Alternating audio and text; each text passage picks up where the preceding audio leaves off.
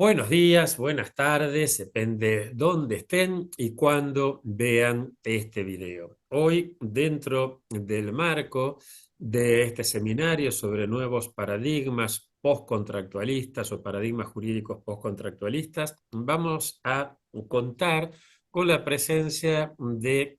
Aclaro que no voy a ser muy objetivo porque es difícil ser objetivo con los amigos, pero sé que hay ciertos datos que voy a dar de él que son objetivamente así. Quizás no sea objetivo cuando diga que es uno de los juristas más interesantes de la nueva generación en Argentina, a pesar de que así ha sido distinguido, entre otras cosas, por la legislatura de la Ciudad de Buenos Aires. O sea, no es solamente mi opinión, así que hay varios que si nos equivocamos somos muchos y creo tener fundamentos serios para decir que no me equivoco al decir que es uno de los juristas más interesantes, seguro, de la nueva generación.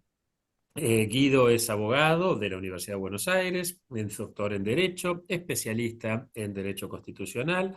Nosotros tenemos el gusto de contar aquí en nuestra casa, en la Universidad de San Isidro, con la presencia de Guido como profesor de Derecho Político. Es también profe de Derecho Constitucional en la UBA, donde también compartimos camiseta por allá en la querida Universidad de Buenos Aires. Guido, además, es una persona comprometida con la realidad. Frecuentemente publica artículos, da notas, siempre eh, explicando, ya van a ver ustedes, con la gran solvencia didáctica que tiene, siempre explicando de qué se trata respetar el derecho, de qué se trata la vida en común a partir de la necesidad de respetar, de compartir normas. No quiero adelantarme más ni adentrarme más, pero sí les propongo que googleen a Guido y van a ver que a su profusa obra, realmente sumamente interesante, van a ver que van a encontrar más de un artículo que les va a aportar mucho incluso sobre aquellos temas que uno piensa que ya lo tiene todo más o menos conocido, y Guido suele aportar una vuelta de tuerca incluso sobre esos temas. Realmente, Guido, un gusto poder dialogar con vos con frecuencia gracias a compartir aulas en la Universidad de San Isidro y un gustazo particularmente contar con vos hoy aquí en el marco de este seminario sobre paradigmas jurídicos postcontractualistas. Vos estás a cargo a partir de ahora. Muchísimas gracias por tus palabras. Para mí es un honor oír esas palabras de vos, a quien respeto y valoro muchísimo humana e intelectualmente y académicamente. Así que retribuyo esas palabras eh, y agradezco la invitación para participar en este seminario junto con colegas muy prestigiosos de nuestra querida Latinoamérica, de Ecuador. Para mí es un placer estar aquí ser presentado por nuestro querido rector y amigo Enrique del Percio. Bueno, eh, ¿qué es lo que preparé respecto de este post-contractualismo, ¿no? Eh, Me gustaría decir algunas cosas y luego dejar abierto el espacio para las preguntas, para el debate. El contractualismo, como todos sabemos, surge en Europa entre los siglos XVII, siglo XVIII, en una época en que el continente estaba experimentando grandes cambios, no solo por las cuestiones políticas, sino fundamentalmente por las actividades económicas, como el comercio, como la industria, que crecían eh, rápidamente en aquella época y iban de algún modo dejando atrás la antigua economía de tipo feudal. Es decir, este contractualismo surge, se origina en aquella Europa que de alguna manera ya anunciaba la primera revolución industrial, sobre todo en Rousseau, ¿no? Eh, ¿Por qué pongo el énfasis en esto?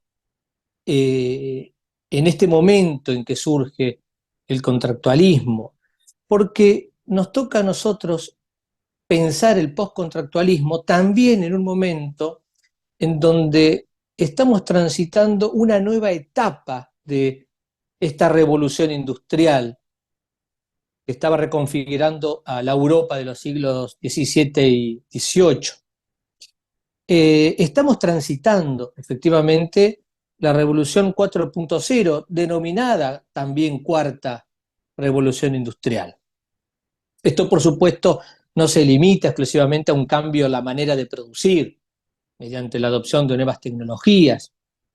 Es decir, no se circunscribe al mundo industrial, como indica su nombre, ¿no? Ni la primera, ni la segunda, ni la tercera, ni esta revolución industrial se circunscriben a la cuestión estrictamente industrial. Hay un cambio mucho más profundo, hay una transformación, yo diría, de orden sociocultural.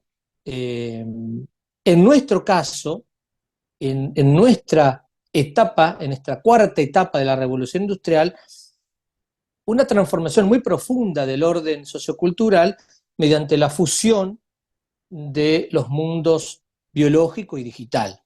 Y esto sin duda provoca, yo diría, que la mayor alteración vista en la historia de la humanidad en la forma de organización jurídico-política.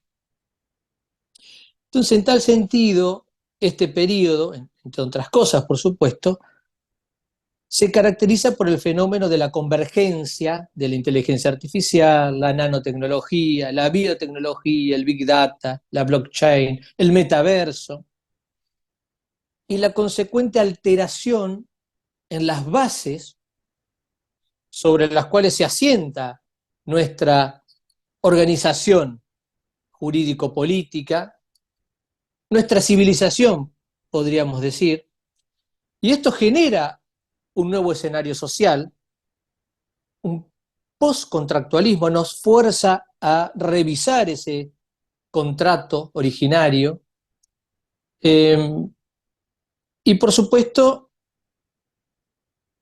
sin saber exactamente cómo culminará este proceso, ¿no? Es decir, el desafío que nos propone esta época que transitamos es eh, pensar un escenario que no sabemos cómo culminará. Es decir, porque no sabemos exactamente si vamos a estar frente a sistemas estables, sistemas permanentes, sistemas semipermanentes, o directamente sistemas que van a fluctuar de manera constante, impidiendo de repente establecer o pensar instituciones del tipo tradicionales o desarrollar un nuevo contrato social.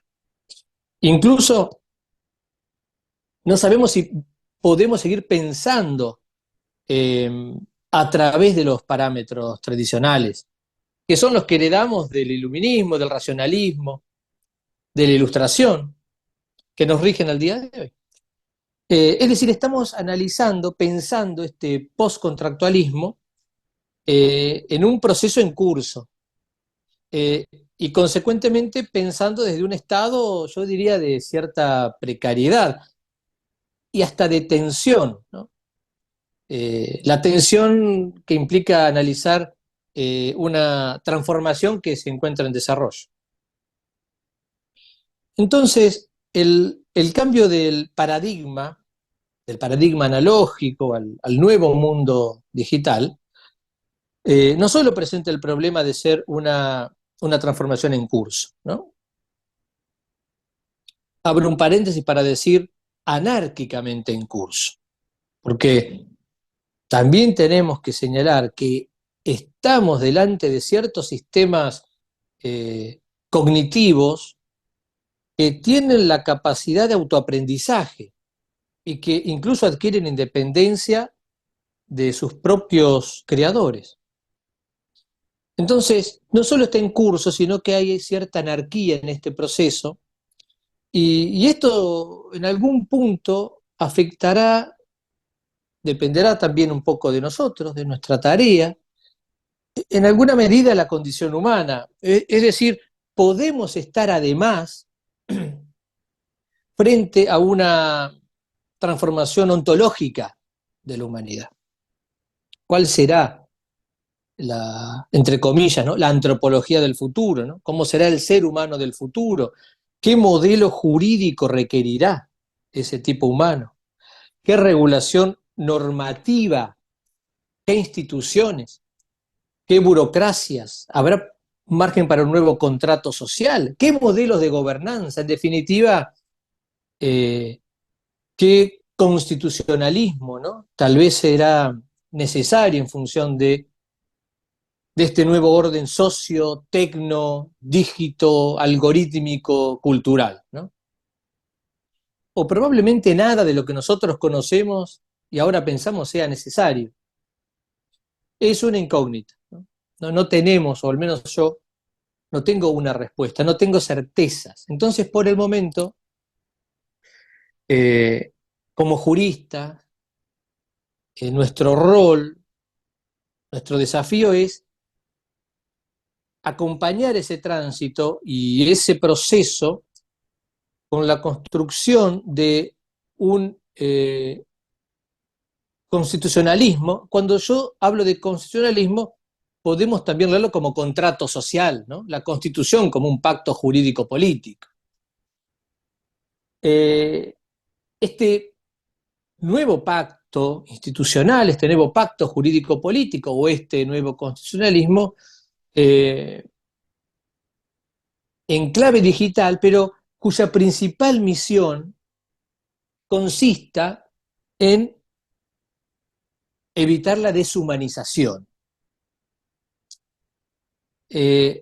O si prefieren, también evitar la explotación de unos sobre otros, es decir, evitar el autoritarismo, que en definitiva ha sido el rol original del constitucionalismo y de aquel contractualismo originario, ¿no? Defender eh, la libertad, los espacios de autonomía de los individuos frente a los avances del poder, la posibilidad de que cada persona pueda desarrollar libremente y dignamente su plan de vida.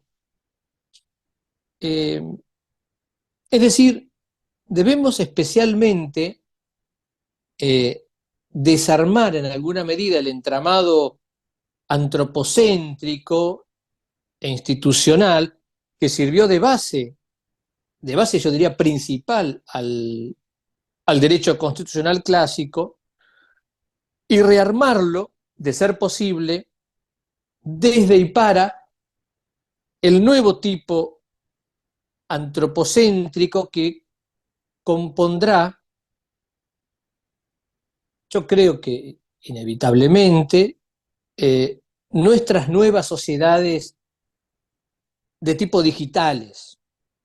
Llamo sociedades digitales para no decir simplemente nuevas sociedades. Sociedades configuradas de un modo diferente al nuestro, al actual, que insisto, somos herederos directos del desarrollo de aquellas ideas de los siglos XVII y XVIII, ¿no? Porque efectivamente el impacto de la tecnología en el constitucionalismo será disruptivo y puede abarcar distintos supuestos según el ámbito en donde focalicemos nuestro análisis. Podemos observar el posible cambio o la disrupción desde los derechos, desde las garantías y los principios, desde la organización del poder, pero más allá de los diferentes objetos y niveles de análisis, lo más importante es que todos ellos afectarán, no sabemos en qué medida, pero afectarán el concepto de democracia. Y esto generará replanteos y también controversias respecto del sistema de derechos y el tipo de Estado y organización jurídico-política necesaria. Obviamente, como puede observarse, todas las hipótesis nos conducen hacia reformas importantes en los modelos de gobernanza, hacia reformulaciones en los modelos de organización institucional, y en consecuencia vamos hacia otro contrato social. Tal vez ya estemos yendo, ¿no? Tal vez ya estemos transitando nuestro paso de este moderno estado de naturaleza. Cuando desde el futuro miremos hacia atrás, nos veremos casi en un estado de naturaleza hacia esa nueva sociedad digital. Pero el punto es, esa nueva sociedad digital, ¿en qué consiste? ¿Hacia qué constitucionalismo? ¿Hacia qué sociedad vamos? ¿Qué formas deberá adoptar el nuevo constitucionalismo? ¿Cuáles serán sus funciones, sus objetivos, su rol? ¿A qué o a quiénes deberá proteger el nuevo constitucionalismo? ¿Y de qué o de quiénes los deberá proteger? ¿Qué derechos desaparecerán? ¿Serán reemplazados o aparecerán nuevos derechos? ¿Y qué nuevas garantías deberemos desarrollar? ¿Qué será el poder? ¿Cuál será la nueva anatomía del poder? No lo sabemos. La verdad es que podemos presentar prospectivamente escenarios, pero aunque con certeza no lo sabemos, lo que sí vislumbramos es un futuro distinto y un futuro en alguna medida poshumanista. Y explicaré qué significa esto del poshumanismo. No es una negación del humanismo, ¿no? Por el contrario. Pero lo que quiero decir es que este nuevo constitucionalismo, el que yo llamo digital, para diferenciarlo del constitucionalismo clásico o contemporáneo, no es un hecho consumado.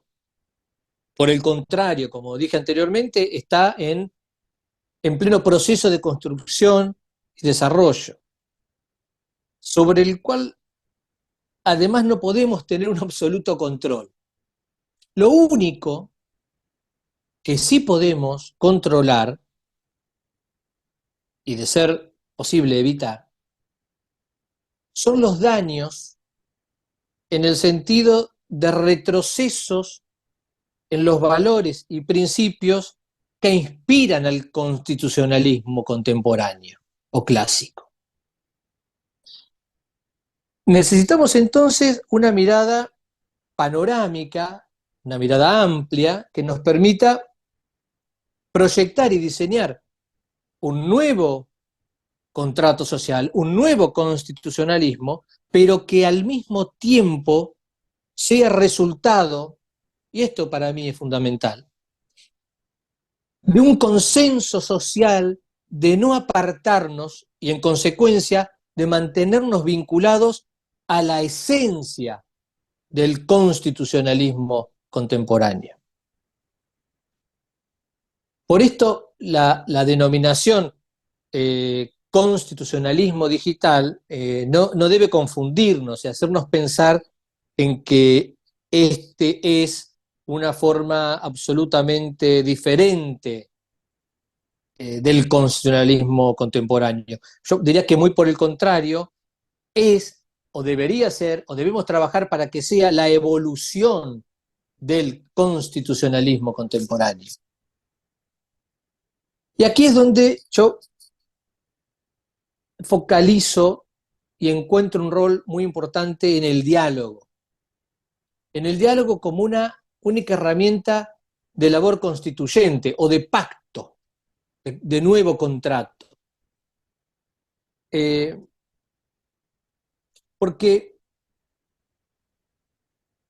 dije e insisto, porque esto me parece también crucial, que, y lo estamos viendo, que la transformación, las transformaciones en general, son cada vez más vertiginosas, más abruptas. Pensamos un constitucionalismo para un escenario elaborado con la información actual, la cual sabemos es una información fugaz, fluctuante. Entonces, en alguna medida estamos moviéndonos, estamos, o yo por lo menos, estoy reflexionando un poco en la niebla, ¿no? Sin demasiada, perdonen, pero sin demasiada claridad. Eh, Al menos no tengo la verdad o el dato fundamental eh, para poder establecer parámetros concretos y claros de este nuevo constitucionalismo. Entonces, frente a este escenario, el diálogo es el único método que tenemos a disposición. Yo diría el diálogo con dos condiciones: el diálogo sin miedos y sin prejuicios. Incluso esta clase de diálogo que propongo eh, es un diálogo que aportará a la nueva etapa del constitucionalismo, al nuevo pacto, al nuevo contrato, pero que claramente quedará abierto. Es decir, será un contrato, un pacto abierto, será un diálogo no cerrado, pero no es un diálogo que no podré cerrar ahora en esta conferencia, en esta clase. Tampoco lo podremos cerrar eh, en el seminario, ni lo podremos cerrar en las universidades, porque es un diálogo que no puede cerrar nadie, porque es un diálogo que permanecerá abierto, porque yo creo que estamos en una especie de transformación permanente. Pensamos desde la transformación permanente. Entonces, dentro del rol del constitucionalismo digital o el constitucionalismo clásico en una nueva etapa histórica, yo lo que haré es circunscribir ese diálogo a ciertos aspectos que desde mi parecer son hoy los más urgentes.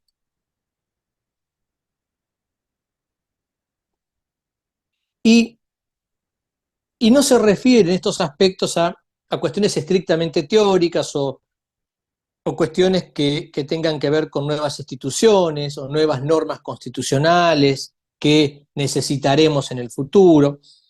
Los aspectos que abriré aquí, que propongo al diálogo, son y se refieren específicamente a la adaptación de los valores constitucionales de modo que se adecúen al contexto de preferencias de la nueva sociedad digital, pero sin renunciar a los principios del constitucionalismo contemporáneo, justamente para poder sostener esos valores dentro de un modelo de garantías constitucionales.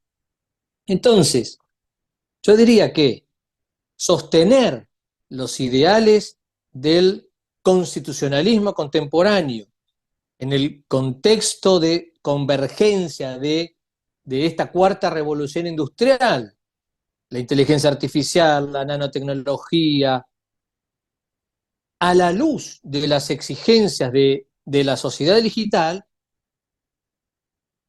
es el gran desafío que hoy tenemos. Somos juristas, como profesores.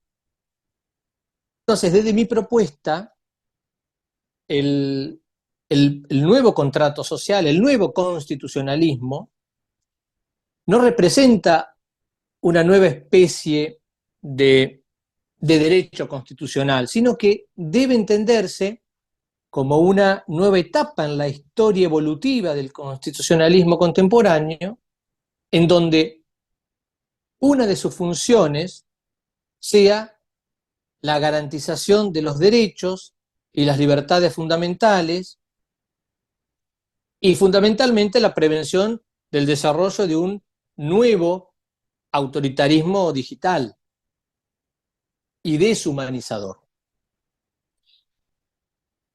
Entonces,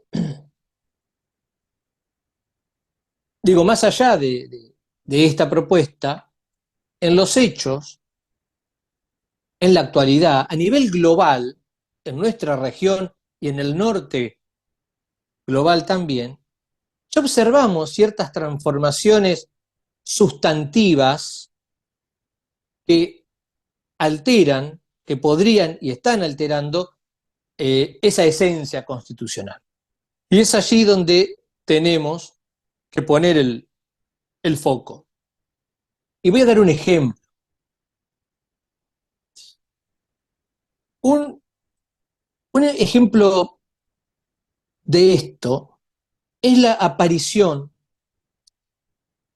de ciertos sistemas políticos híbridos, como las autocracias competitivas, producto de la crisis de representación que padecen nuestras democracias modernas. Por eso es que el viejo modelo liberal representativo debe ser, yo diría, urgentemente ampliado y adecuado a las nuevas pretensiones de esta sociedad digital. Sociedad que exige más y mejores canales de comunicación política y canales de vinculación entre representantes y representados. Quieren un nuevo contrato social, reclaman ir más allá del clásico modelo tal vez binario del sufragio, es necesario, pero fue pensado, fue diseñado para aquellas sociedades decimonónicas, y ampliar, reformar el sistema de intermediación política clásico, ¿no? De los partidos políticos. Porque efectivamente la nueva sociedad, el nuevo paradigma digital, esta cuarta revolución industrial, nos permite superar la clásica relación representantes-representados para construir nuevos agentes políticos, nuevas herramientas de gobernanza, nuevas herramientas de toma de decisiones sobre la base de este nuevo constitucionalismo y las nuevas tecnologías. Si el constitucionalismo clásico se resiste a este cambio, entonces sí desaparecerá. Sí desaparecerá. Y con él desaparecerá su esencia. Y con su esencia desaparecerán sus principios y sus valores, que son, como dije al principio, lo único que debemos mantener. El respeto a la vida, a la libertad, a la dignidad de los seres vivos, a la protección del planeta, a la protección de las minorías, de los más vulnerables. Por consiguiente, el nuevo contrato social, o si quieren, la elaboración de las constituciones del futuro,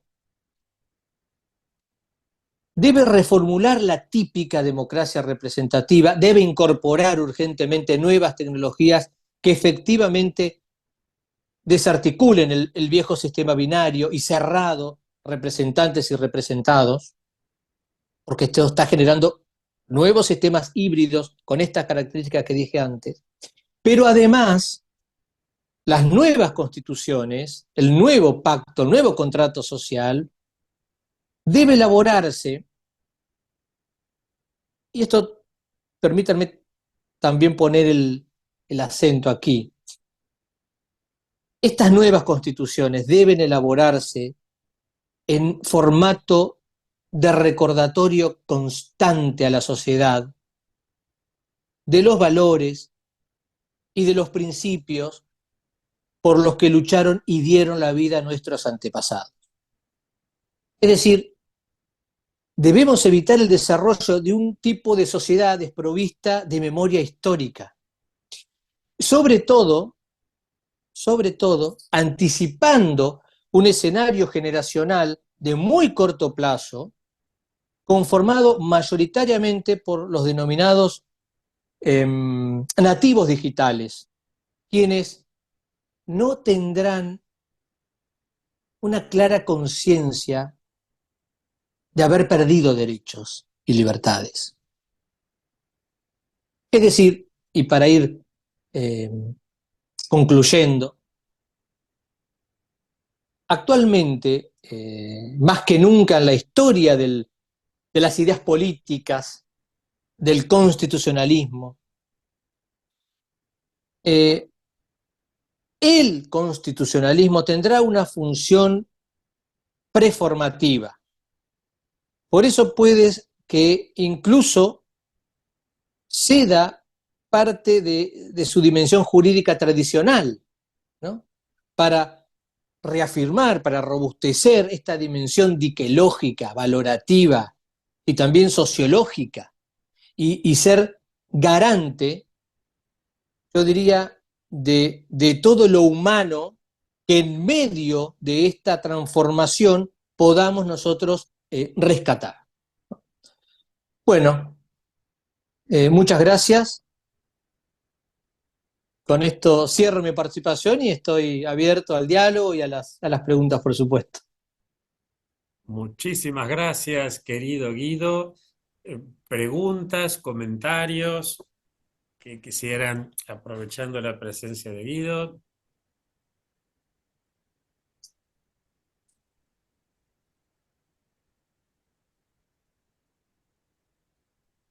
Hoy no está muy movido, pero sin duda son temas que han dejado pensando.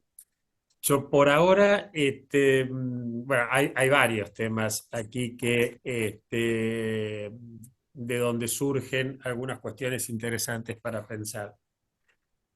Como para romper el hielo nomás. Eh, el problema del diálogo, espérate, pues es difícil para mí concentrarme y al mismo tiempo dar cabida a a quien está afuera. Pensando en el problema que vos estabas señalando con respecto al diálogo, eh, ¿cuáles serían? Vos decías, bueno, tiene que ser un diálogo, no me acuerdo ahora exactamente los dos adjetivos que vos usaste, pero son algo así como sin miedo y sincero, ¿no? Creo que fueron esos los. ¿Cómo podemos, en el actual tipo de sociedad, generar o contribuir a generar que el diálogo sea sin miedo a la cancelación, sin miedo a los trolls que te digan de todo, sin miedo a no pensar como la mayoría, con no pensar como el resto de tu familia, sin pensar, es decir, todas las sanciones estas, y para que al mismo tiempo el diálogo sea sincero, no solamente que una de las partes trate de hacerlo. ¿Cuáles serían las características? ¿Cómo te parece a vos que se podría trabajar para poder que el diálogo pueda tener esos atributos? Son las características del diálogo como método de poder constituyente, son la falta de miedo y un diálogo sin prejuicios, ¿no? Un diálogo desprejuiciado. Podrían ser sinónimos también. Eh, pero es cierto todo lo que vos, Enrique, estabas señalando. Es un enorme desafío porque las condiciones objetivas son condiciones que no favorecen a ese tipo de diálogo, casi que no favorecen al diálogo. Eh, por eso es que estamos pensando, yo lo visualizo, eh, pensar desde un lugar de tensión, ¿no? En pensar parados en un lugar en movimiento, en transición.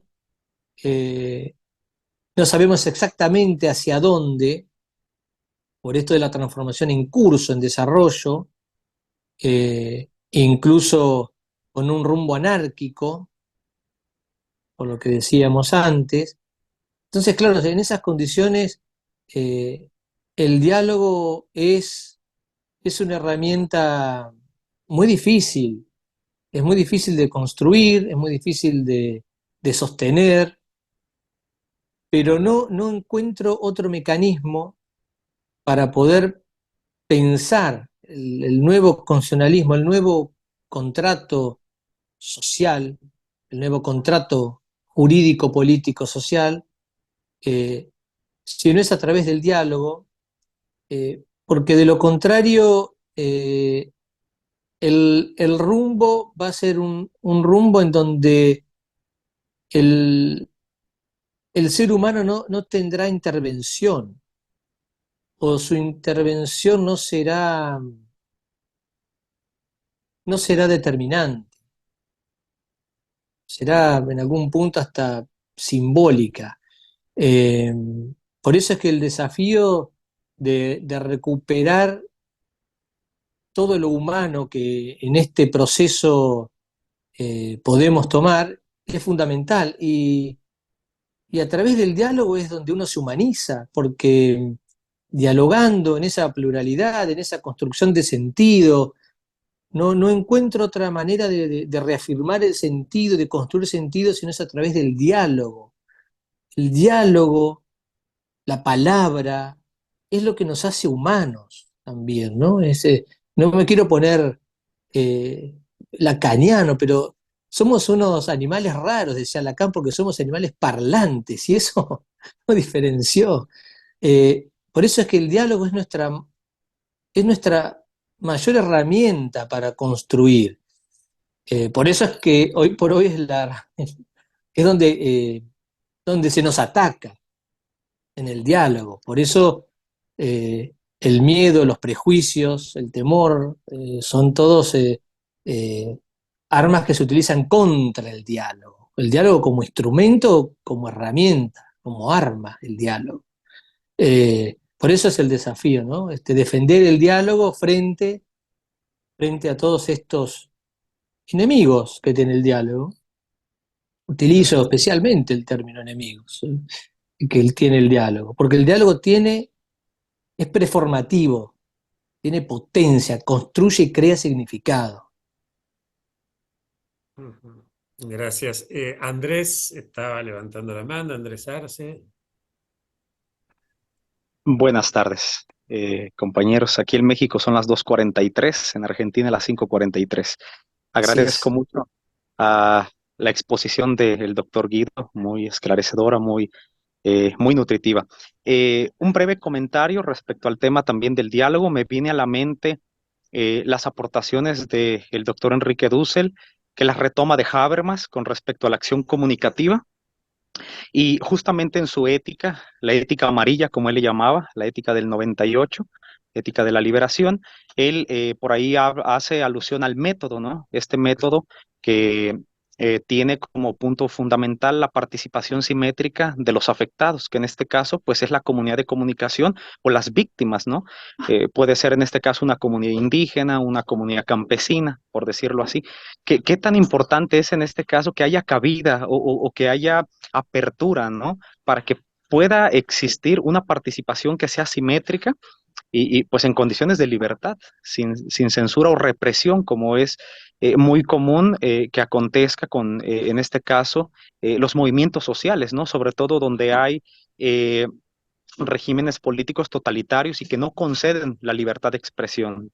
Actualmente, por ejemplo, en México, en el sector en el que nosotros nos encontramos, vivimos situaciones complejas en donde en pleno siglo XXI la libertad todavía no goza de estos criterios. Es complicado, pero creo yo que sí es fundamental que pueda haber apertura para este principio de la acción comunicativa, ¿no? Y sobre todo que esa participación sea simétrica y desde el lugar, que el locus enunciationis o el lugar desde el que se enuncia, pues sea desde las víctimas, haciendo alusión un poco a lo que decía Hermann Cohen en su Metafísica y Religión, ¿no?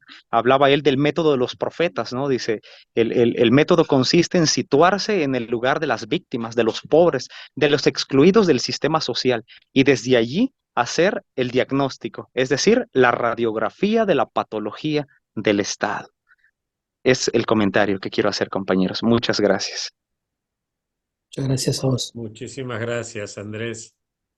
No sé, Guido, si querés aportar algo más. Sí, coincido, agregaría que efectivamente él trajo a Habermas aquí al diálogo y claramente la acción comunicativa termina, o toda la teoría de la acción comunicativa concluye en un proceso de democracia dialógica, de democracia deliberativa.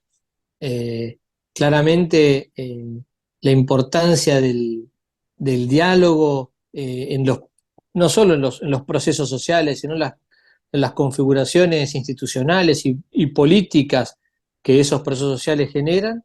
El diálogo es materia prima, construye instituciones. Por eso Habermas propone, luego de la acción teleológica, la acción estratégica, la acción dramatúrgica, la acción regida por normas, la acción comunicativa y finalmente una forma de gobierno acorde, que es la democracia deliberativa o dialógica, ¿no? Eh, claro, pensando para la Europa en la que él escribe y piensa, ¿no? Donde hay cierta nivelación en los canales de diálogo. Como bien señalaba Andrés, aquí en nuestra región las asimetrías son extremas, entonces el diálogo es extremadamente difícil. Aquí hay monólogos, no hay diálogo. El monólogo como la imposición, como el discurso del amo. Entonces, todo lo contrario al diálogo, porque no hay pie de igualdad, no hay una equivalencia entre las partes que dialogan. Entonces el diálogo requiere de esa desigualdad, ¿no? Para que el diálogo tenga su poder de construcción de sentido. De lo contrario, no es diálogo, es simplemente un discurso que viene a legitimar una situación, un discurso legitimante de un estado de orden, de un modelo, pero no es diálogo, es una construcción de sentido, es buscar los que se denominan los ingenieros de la voluntad, las fábricas de consenso, construyen, falsifican el consenso, falsifican el diálogo, imponiendo un discurso desde los espacios de poder, ¿no? Perdón, Gracias. Sí, disculpen, sí, perdón, Andrés. quiero hacer una pequeña aclaración nada más. Cuando menciono que en México hay ciertos sectores en donde el diálogo no es posible, no me refiero al proyecto del compañero Andrés Manuel López Obrador, sino que me refiero en sectores en donde la oposición sigue todavía de alguna manera monopolizando el poder, en donde no ha sido posible todavía construir estos procesos de liberación política. Únicamente hago esa pequeña aclaración. Muchísimas Gracias. gracias. Este último tema, estaba recordando todo el diálogo Dussel-Appel.